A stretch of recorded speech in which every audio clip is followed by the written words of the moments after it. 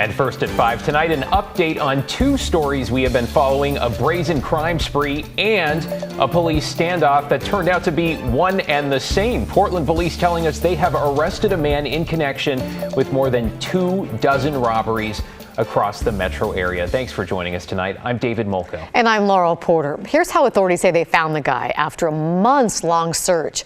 The search ended here on Hayden Island. There was an hours-long standoff as police tried to arrest 32-year-old Andre Mazer. Police say he robbed a coffee shop and a bar yesterday afternoon.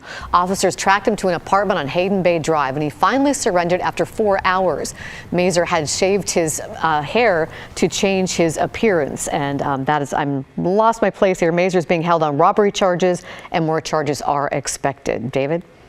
All right, let's tell you about another story we're following tonight. What already has been a deadly week on Portland streets, with 2 people killed in 2 separate crashes. Let's bring in Mike Benner downtown. Mike, what is notable here is that these are both hit and runs, and the suspects have already been caught here.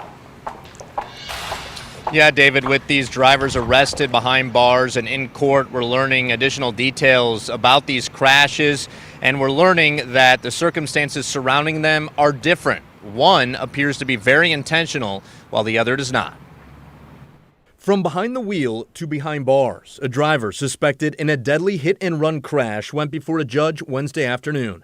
41-year-old Kenley Levaki is accused of hitting a cyclist, then driving away from the scene. I'm running after him on foot by myself, screaming, yelling. Everybody just watching. It's just amazing. A visibly distraught Matt Butler witnessed the Tuesday afternoon crash near Northeast 100th and Gleason. After trying to catch up to the fleeing driver, Butler rushed to the victim's side. I didn't touch him or anything. He was too racked up. And then I just tried to give him some insurance, told him I'd call 911 and told him just be still, don't move, don't try to move a thing. Unfortunately, the victim died at the scene.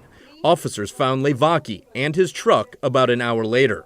This happened to be the second hit-and-run crash in a matter of hours.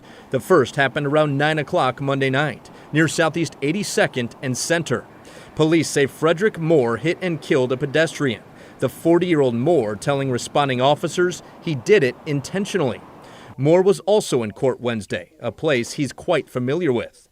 Court papers indicate Moore was convicted of second-degree murder back in the late 90s. The Oregonian reports that Moore was an accomplice in an armed holdup in South Everett, Washington. While the circumstances surrounding the crash Moore is suspected in differ from the crash hours later, one thing is clear. If you ask eyewitness Matt Butler. We're lacking in compassion, we're lacking in humanity. People just don't care anymore. They're so concerned with their own little worlds that nothing out here in the peripheral matters much anymore. All right, Kenley Levaki's bail has been set at approximately $250,000. Frederick Moore, however, is being held without bail. David? Mike Benner reporting. Thank you, Mike. And just in tonight, detectives in Hillsborough are investigating what they are calling a suspicious death. Police say the person was found yesterday afternoon in an open field off Northeast 25th Avenue. That's right near the Hillsborough Airport. The Washington County Sheriff's Office has sent out their search and rescue team to look for any evidence that might help explain what transpired there.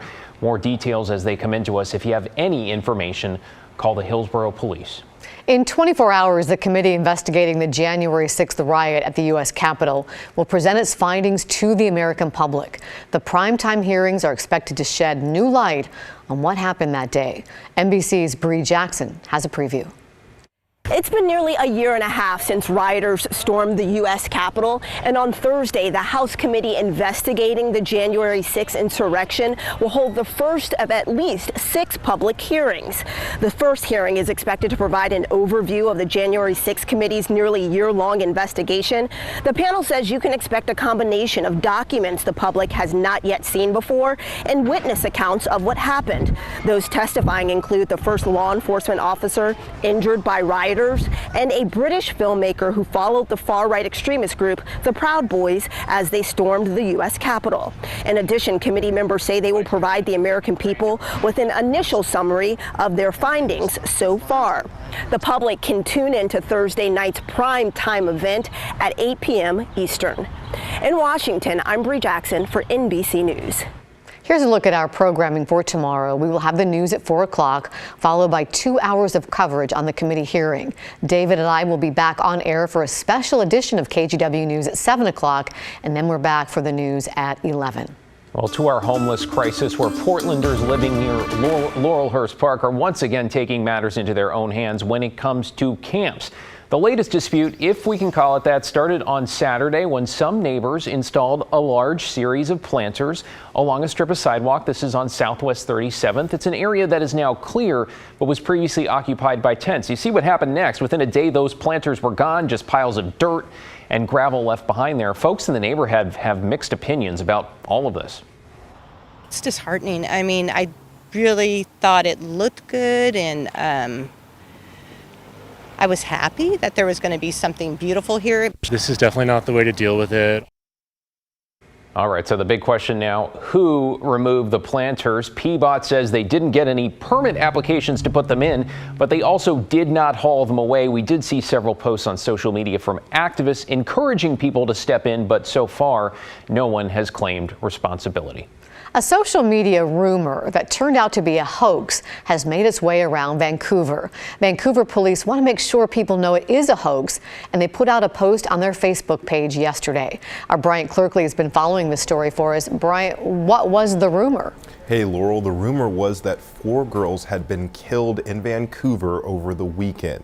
Again, Vancouver police said that this rumor was or is a hoax, and I spoke with a professor of social media at Oregon State University that says this type of misinformation is becoming common and it can be very dangerous. A KGW viewer sent a post from the Clark County Regional Scanner Facebook group, and it said, "Has anyone heard about the 4 teenage girls that were found yesterday?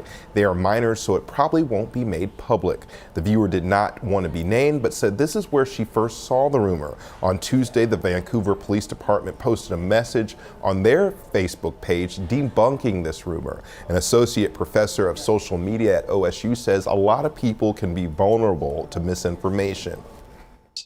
If reliable sources don't say it, it's probably not happening. 2, look for your red flags. Your red flags are especially absurd claims or someone trying to get you to a new source or website. And finally, 3rd, be proactive. Do what you need to do to have a really strong information diet that includes a variety of sources. Vancouver police say they don't know where the rumor started or what the intent was of the person who started the rumor. Now, that OSU professor says in the age of misinformation, it's important to report or flag social media posts you know to be untrue. He says a lot of misinformation on social media can lead to scams, so people should be very cautious. David? Thank you, Bryant. Well, Fleet Week is now underway. Fleet Week, I should say. Say that 3 times fast, right? The Rose Festival tradition means vessels with the Navy, Coast Guard, and the Royal Canadian Navy are sailing up the Willamette and into downtown. And some have already arrived, including the HMCS Brandon and Edmonton from our neighbors to the north. And back for the first time in 3 years, you'll be able to take tours of these ships. You're not going to need a ticket, but you will need ID, proof that you're fully vaccinated against COVID, and closed-toed shoes. So leave those flip-flops at home, folks. The ships will remain docked over the weekend. Details all about Fleet Week, including tomorrow's ship arrivals, they are up now for you at kgw.com.